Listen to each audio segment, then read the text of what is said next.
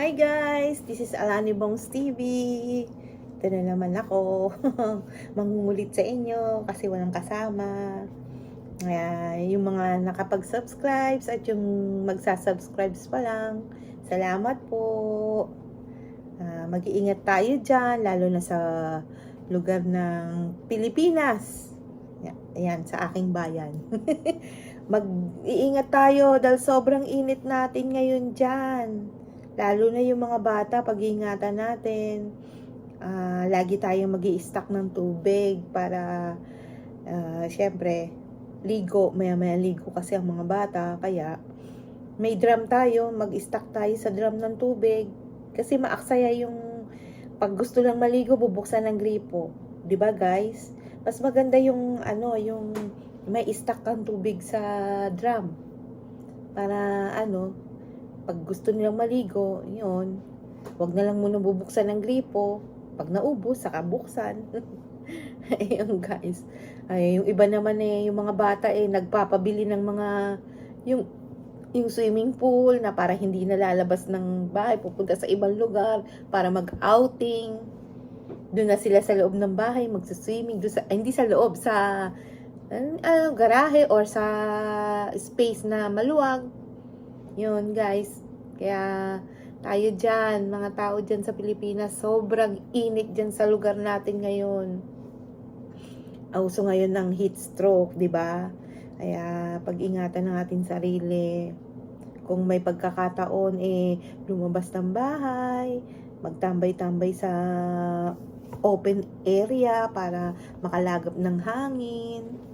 Isa sa loob ng bahay, mainit sa loob ng bahay, lalo na yung ang bahay mababa lang yung kanyang kisame o yero, ganun, mainit, di ba guys? Kaya yun, magtambay tayo sa mall. Tayo sa mall, kahit walang pera. Kahit walang pera. Sightseeing sa mall. O kung yung mga malalapit sa dagat, ganun. Punta tayo sa tabing dagat, pahangin. Yung kagaya nung bata pa kami, yan sa Ross Boulevard. Diyan kami tumatambay. Tambay kami diyan kasi masarap yung yung hangin, pero alam niyo na tumatagal yung ating lugar diyan, medyo may amoy na rin ang simoy ng hangin. Tambay-tambay lang ganun. Sarap magtambay dyan sa cultural center.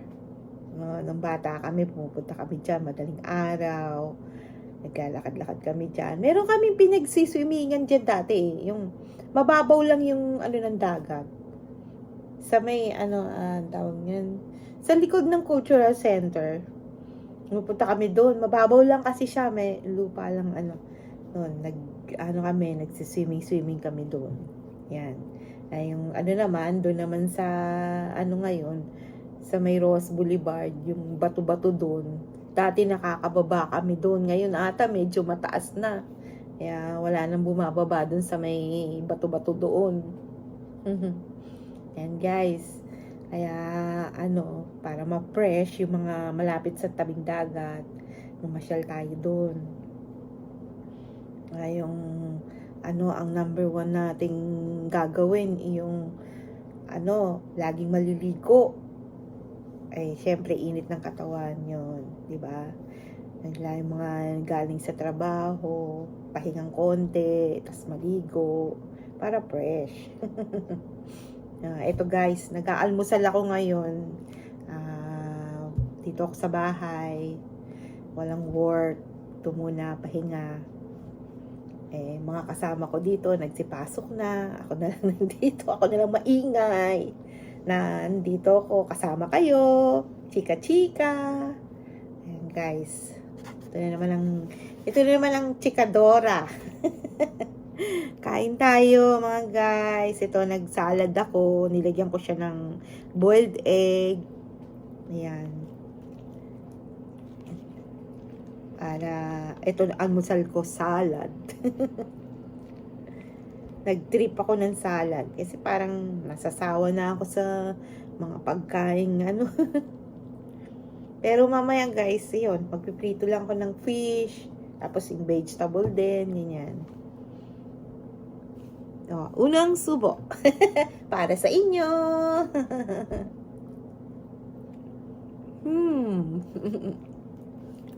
Siyempre, almusal, hindi nawawala ang kape. Magkape tayo, guys. Yan. Maingay ako ngayon dito.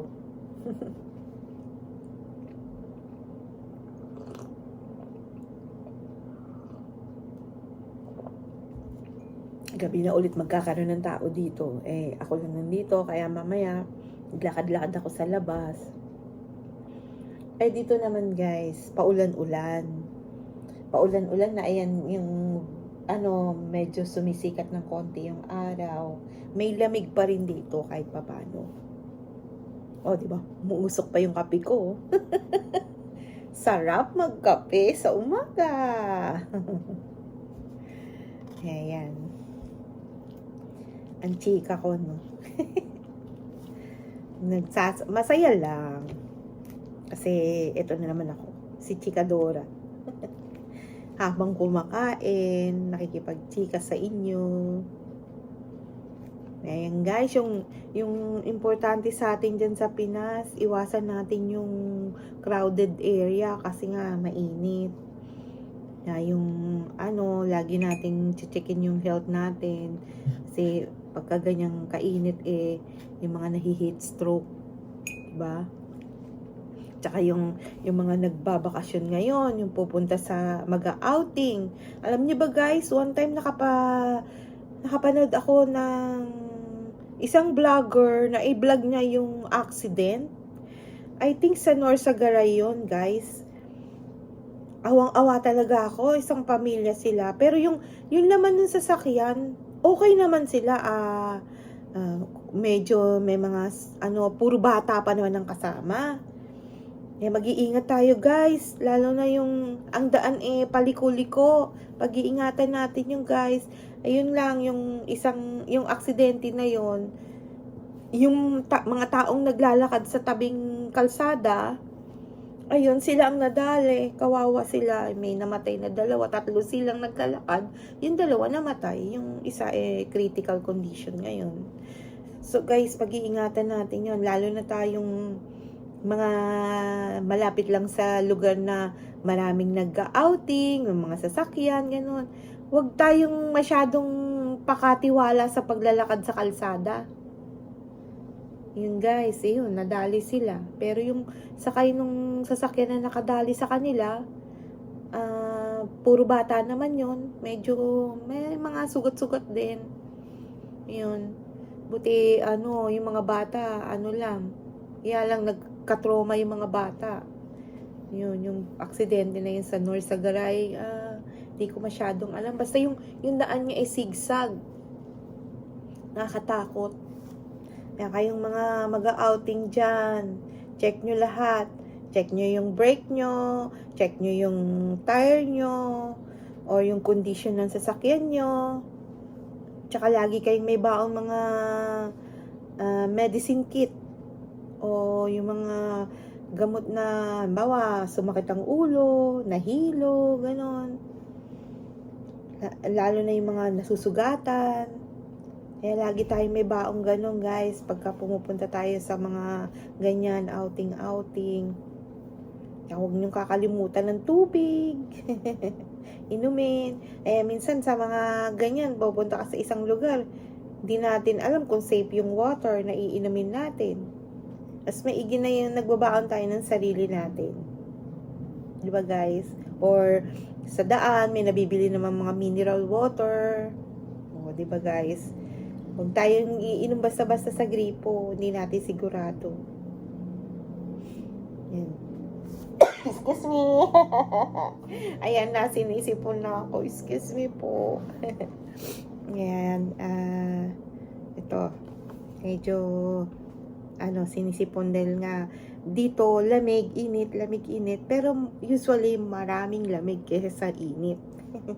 Umuulan-ulan din guys, paminsan-minsan. Ayun, nakaraan pala, medyo malakas ang ulan. Malakas ang ulan dito. lakas ang hangin. I think last Saturday ata yun o Friday dito. Lakas ng ulan talaga. Eto, kape tayo ulit. Nawawala na yung usok ng kape ko. Kakadaldal ko. Yan lang, advice ko lang dyan sa Pilipinas. Pagkakaingatan natin ang mga bata, pati yung mga matatanda ngayon na may edad na ganyan. Ang uso talaga yung heat stroke. Sa mga bata naman, ubo, sipon, lalo na tapos yung mga may hika pa. Yan, kawawa sila dahil sobrang init, lalo na yung iba na cannot afford ng nakabili ng aircon, na may mga sakit yung mga anak na hika, asthma, ganyan, yung sinusumpong sila sa sobrang init. Yan, pag-ingatan natin sila. So guys, ito ito na muli ang Alani Bongs TV. Don't forget, click subscribe and like, and i-share nyo na rin guys kung naibigan yung aking videos. Sige guys, sa muli, Alani Bongs TV. Bye! Ingat ang lahat. Laging pag-iingatan ng ating kalusugan, lalo na yung mga ating nanay-tatay, yan ang ating sandata para sa pamilya. Bye! See you on my next video. Mwah!